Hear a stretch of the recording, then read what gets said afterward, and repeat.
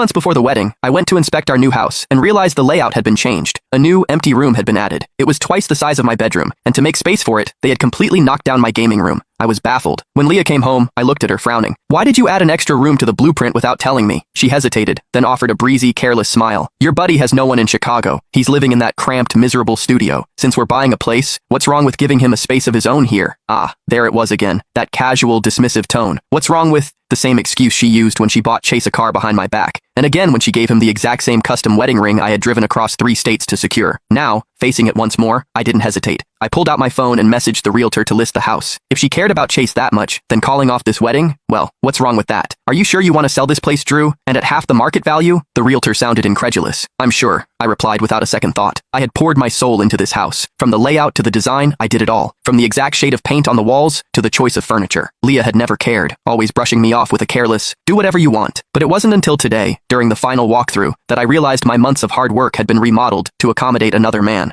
To make room for Chase, she had shrunk my bedroom by half and completely demolished the gaming room I had spent weeks planning. If that was the case, this house didn't need to exist. "Who are you texting?" Leah leaned in to peer at my screen, but I locked my phone before she could see. "The contractors." "Oh, well, make sure you tell them Chase's bedroom needs warm white paint, and get him a high-end dehumidifier. Summer is coming, and he gets miserable in the humidity." She said it so naturally, as if taking care of him was as vital as breathing. But when it came to me, she had never cared. Despite my severe eczema that flared up every humid summer, she had always dismissed my pleas for a dehumidifier as a waste of money. Pulling myself out of the memory, a bitter smile touched my lips. "Sure," I said. At dinner, Chase let himself in, familiar with the keypad code as always. He sat down in his usual chair and took the personalized set of silverware Leah handed him. "What are you standing there for?" "Scoop some rice for Chase." Leah nudged me, her voice sharp with impatience. In the past, I tolerated it because he was supposed to be my best friend. But now, I was suddenly done tolerating it. I scooped my own food, sat down, and reached for a side dish. Chase froze, his empty bowl still hovering in the air. Leah's brow furrowed, her voice rising in anger. "Drew, what the hell is wrong with you? Chase hasn't even been served yet and you're already eating." My grip tightened on my fork. I looked up, staring right at her. Is he my father or my king? Why am I expected to wait on him hand and foot every single time?